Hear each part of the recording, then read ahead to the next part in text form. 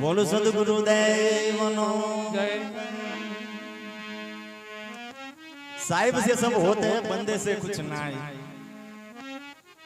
જેને પણ સાખી કીધી હશે ને બહુ વિચાર કર્યો હશે અને આપણે અત્યારે વાતમાં કહી દઈએ છે સાહેબ જિંદગી તો આવી છે વાતમાં કંઈક વાત કરો સાહેબ આમ છે સાહેબ તેમ છે સાહેબ આમ ભજન ના ગવાય સાહેબ આમ સત્સંગ ના કરાય સાહેબ એ બધો મોજ કરાઈ છે પણ તું વિચાર તો કર સાહેબ બોલતા પહેલા साहिब कौन कहवाय साहिब सभी का बाप है बेटा किसी का नहीं। साहिब होकर जो अवतरे न बेटा होकर अवतरे वो साहिब नहीं। તમે જેનન તેને સાહેબ કહેતા શીખી ગયા છો। તમે શું રવિ સાહેબ થી મોટા છો? તમે શું ભાણ સાહેબ થી મોટા છો? કમ સાહેબ થી મોટા છો? જેને સાહેબ કહેવાની ના પાડી છે એની વાણીનો સહારો લઈને તમે સાહેબ બોલો છો। શેનો સત્સંગ કરો છો? શેની ભજન કરો છો? તમને જો સાહેબ કહેવાની ના ખબર હોય શું કરો છો? હે શું વાતો કરો છો તમે? ચાર એને બોલો છો अब ना आओ अब ना जाओ अब धरू नहीं कूड़ा ध्याना। कहे रवि राम गुरु भाण प्रतापे मने लखी दिया अमर परवाना। आ तो ये साहिब कहिए के तमे न હું નહીં તમારા મારે કહેવાની સત્તા હોય તો આય ચા આય ના આ બધું કરવાની જરૂર છે।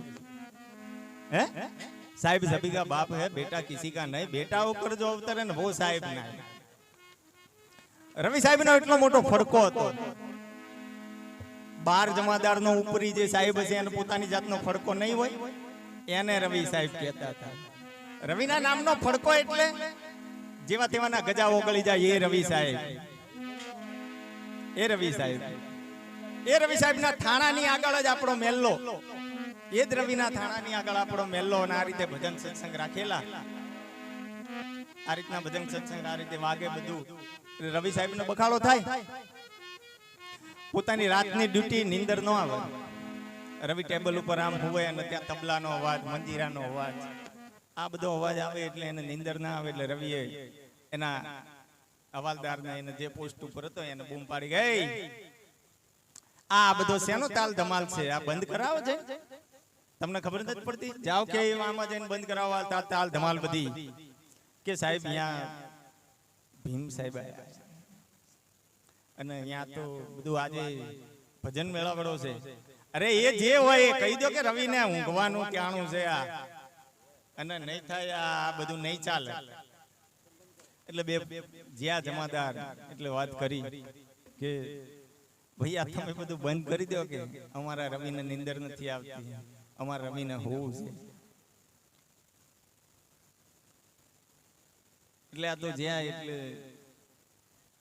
પણ કોઈ કઈ સાંભળ્યું નહીં ચાલુ જ રહે કોઈ કઈ ના સાંભળ્યું એટલે પાછા એ બે જણા જતા રહ્યા એટલે પાછા રવિ સાહેબ કે એટલે તમે જઈને આયા તો ચાલુ ને ચાલુ તમે કીધું નહીં કે રવિ સાહેબ થાણામાં કે આ સાહેબ બાપુ અમે બંધ કરવાનું કહીને આયા છીએ ચિંતા ના કરો થોડી વારમાં બંધ કરી દેશે તમે આરામ કરો થોડી વાર થી પણ આ ઈમને તો આરામ બહુ કરવો હતો એટલે આ તો ચાલુ જ રહી। વળી પાછા રવિએ બોલાય કે જાઓ લે કેવો તમે વળી પાછો ધક્કો કાઢો એટલે જ્યાં ફરી કીધું પણ ફરી બંધ ના થયું એટલે રવિ સાહેબ પોતે કંટાળીને પછી પોતે આયા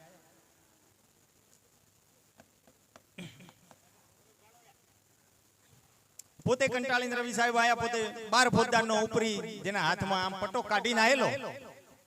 પોતે 12 જમાદારનો ઉપરી હોય એને પાવર ના હોય પોતાની જાતનો। આજ આપણને કાંઈ બોલતા મારા જેવા ન આવડતું હોય તોય પાવર હોય છે કે મને સ્ટેજ ઉપર બેહાડે મને આ બોલવરાય મને ગવરાય પાવર હોય ને દરેકને પોતાની જાતનો। આમ પટ્ટો દૂરથી હાથમાં પટ્ટો પકડીને આવે કે જે હોય એને ધબેડી જ નાખો એમ। ત્યાં તો છેટેથી આમ કાળ ઝાડ ક્રોધ વિકરાળ રવિ સાહેબ બની ગયેલા જેવા તેવા તો ઈ રસ્તામાંથી જ હટી જાય રવિડો આવે ભાગો રવિડો આવ્યો એ તો ઈને જોતા તો બધાય રવિ સાહેબ જ કહે કારણ કે ફોજદાર હતો પણ આમ ચેટલાઈન તો એવું હતું કે રવિડો ચારે જાય રવિડો ચારે મરે રવિડો ચારે અહીંથી બદલી થાય એવું હતું। એટલે પછી આયા પણ આમ દૂરથી સંતોના જે ખેલ હોય ને અજબ હોય નિરાળા હોય સંતોના ગમા જ્યાં નાખો ત્યાં હમા સંતોનો ખેલ જોઈ જો નજરથી આમ એક વેત ઉપર બેઠે ગાદી ઉપર જે ગુરુ બેઠા હતા ભીમ સાહેબ એક વેત ઉપર દેખાયા અને ઓગળી જો અહીંયા ત્યાં ઓગળી જો એક વેત ઉપર બેઠેલા જો ગાદી ઉપર ભીમ સાહેબ એને જ ખબર કે આ શું છે એ જાણે એનો માયલો જાણે અને ભીમ સાહેબ જાણે એટલે રવિ સાહેબ પોતે અહીંયા જૈન સીધા પગમાં પડી ગયા બાપુ આ શું अजब खेल रचायो मेरे दाता अजब वाड़ी तूने रचाई आ तो अजब धनी नो खेल अजब तमाशा गेब का गेब में कोई गेबी खेले एवो आने गेब नो खेल જોઈ લીધો રવિ સાહેબ ને લોબો હોટ થઈ ગયો સીધો પગમાં પડી ગયો એટલે ભીમ સાહેબ બોલે કે એ રવિડા ઉભો થાય આગો રે સેટો જાય દે નુગરા તારે આ પાટની જોતી આગળ તારો અધિકાર નથી સેટો રે આમ લોકોમાં તો ફફડાટ થઈ ગયો કે આ રવિડો હમણાં ભીમ સાહેબ ને દબીડી નાખશે કારણ કે રવિડા શેટો જાન આગો જાન 12 ફૂટદારનો ઉપરી અમારા 12 ગામના થાણામાંનું કોઈ નામ લેવા વાળું નહીં અને આને જેતે તું કારા કરીને બોલાવે એટલે પણ રવિ તો આમ બરફનો ગોળો થઈ ગયો જામી ગયો યાનો યા કાંઈ બોલે કાંઈ ચાલે બાપુ ભૂલ થઈ ગઈ આ 12 ફૂટદારનો ઉપરી આ પટો તું હાથમાં લઈને આવ્યો બાપુ આ પટો ઉતારી દેવો આજથી આ પટો ઉતારી દેવો છે આજથી આ પટો ના જોવે આ પટો ઉતારી દેવો છે કે ના જોવે પછી રવિ સાહેબ બેઠા ભજનમાં બેઠા 4 વાગ્યા સુધી મોજ કરી ભજન કર્યા સંતોનો ખેલ જોઈ દીધો પેલો મગજમાંથી જાય નહીં ક્યારું આ શેને બને આ એક વેત ઉપર છે ઈ શેને બને રોજ રવિ સાહેબ ભજનમાં આવે રવિ સાહેબ પછી એમને ગુરુ કરાઈ લીધા ભજનમાં રોજ આવે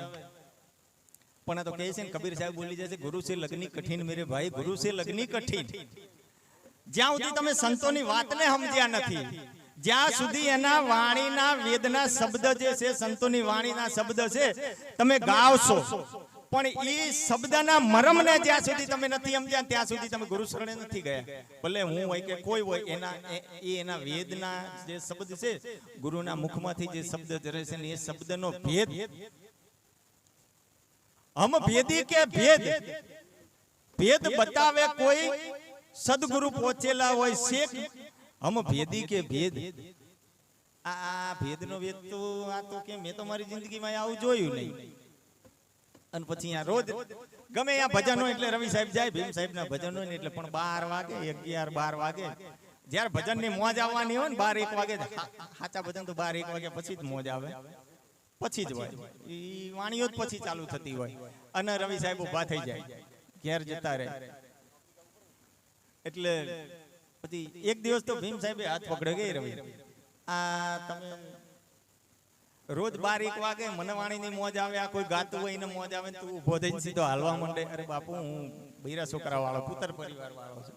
મારે નોકરી ધંધા લઈને બેઠેલો પણ હું ઘેર ના જાઉં ત્યાં સુધી કોઈ ખાઈ પીવે નહીં મોડા મોડું મારે 12 વાગે તો જવું કે નહીં એટલે કે હું ઊભો થઈ જઉં કે પણ આ તે મને ગુરુ ધારણ કર્યા છે તે તારું તન મન ધન સોંપી અને તે મને ગુરુ ધારણ કર્યો છે એટલે કે તારી મારા પ્રત્યે કાંઈ તો ફરજ હોય ને તારા ઘરવાળા તારા ફરજ છે તારી વાત બરોબર છે પણ મારી પ્રત્યે કાંઈક તો ફરજ હોય ને કે હા બાપુ બોલો તો કે મારું કેવું એક હું આજ તને એમ તું એમ કે છે કે આ તારા ઘરના તું જાય ત્યાં સુધી ખાય નહીં તું જાય ત્યાં સુધી પીવે નહીં તું ન જાય છું મરી જાય કે આ બાપુ મારા ઘરવાળાનો એવો મારી ઉપર પ્રેમ છે એ બધા એવા છે કે કાંઈ ખાય નહીં હું ના જાઉં તો એમને કેવું થઈ જાય એવું કેવું થઈ જાય એવું એમ કે હા તો જો તે મને ગુરુ ધારણ કરાય છે તો આજનો દાડો એક મારી વાત માન ખાલી બરોબર આજ જ તારા ખાલી મારી વાત માનવાની કે બોલો બાપુ વાત માનું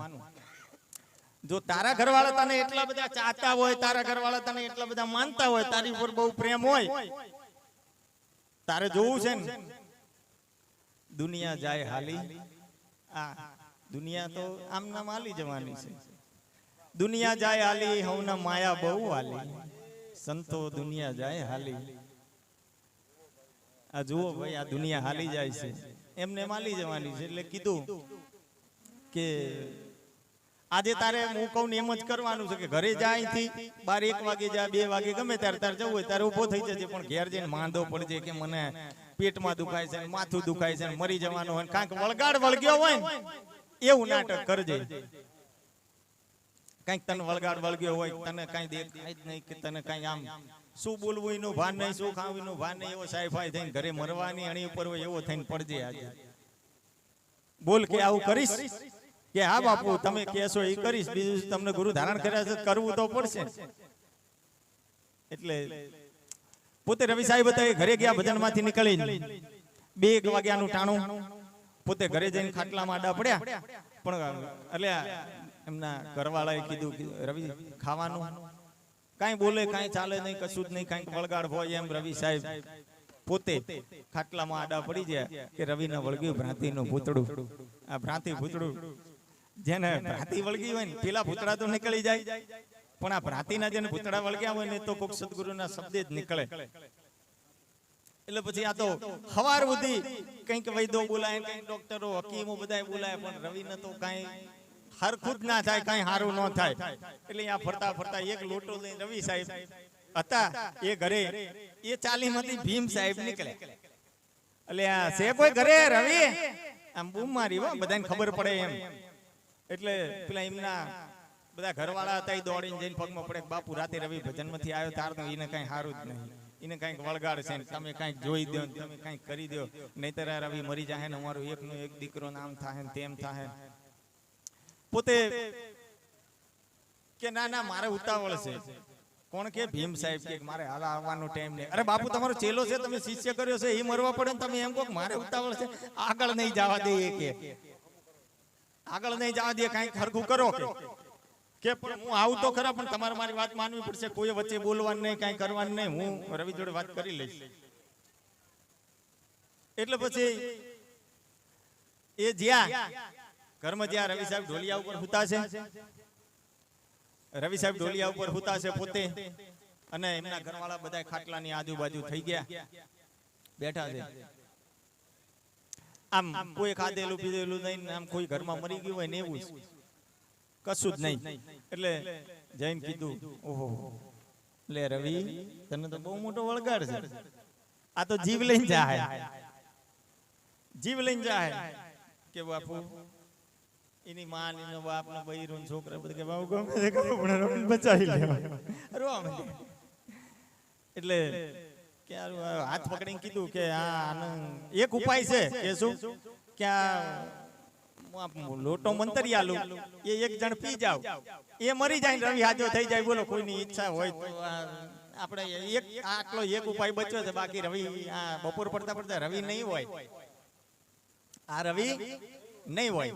કે એવું. એટલે એના બાપાને કીધું કે લ્યો તમે તમારે તો હવે ઉંમર થઈ જાય, શું જોવાનું બાકી રહ્યું, લ્યો તમે છોકરા બોકરા પરણાઈ દીધા, હવે રવિ નહીં છોકરા છે, રવિ કાલ છોકરા ભણ્યા છે તો એ નહીં છોકરા હતા, તમે પી લો, હવે તમારે કઈ જોવાનું બાકી રહ્યું નહીં. અરે કે એમ કઈ પીવાતા હોય, એને માન કીધું કે માં હવે તમારે તો ઘરે બધું આ ખેતર ને વાડીઓ ને બધું છોકરા બધા હરકા થઈ ગયા, કે તમે પી લ્યો.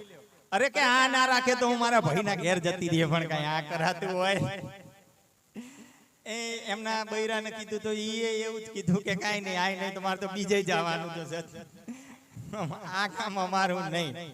બધા એમ કીધું આ વાતો કરતા હતા ને, બીજા તો શું લેવા ઉભા રે, બીજા તો બે છેતરવાનો પલો કાપી ગયા હતા કે હારું આપણને આ બાપુ કેન પીવું પડે ને કરે, હાલો પહેલથી જ નીકળી જાય.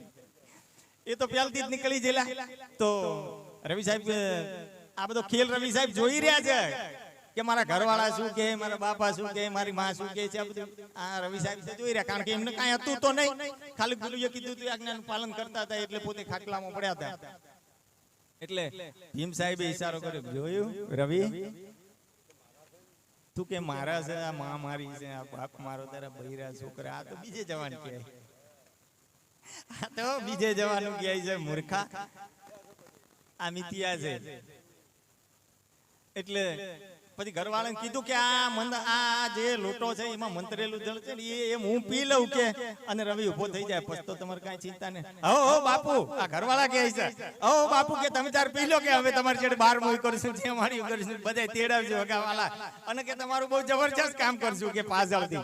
રવિ સાહેબ મનમાં વિચાર કર્યો મારા ઘરના જ મારા નથી, અને આ બાપુને મારવા બેઠા છે. રવિ સાહેબ ફટાક લઈને ઉભા થઈ ગયા, બસ પતી ગયું. રવિ સાહેબ પોતે ઉભા થઈ ગયા અને પછી એમને નોકરી છોડી દીધી, અને પોતે પછી રવિ સાહેબ ભીમ સાહેબ ની પાછળ નીકળી ગયા.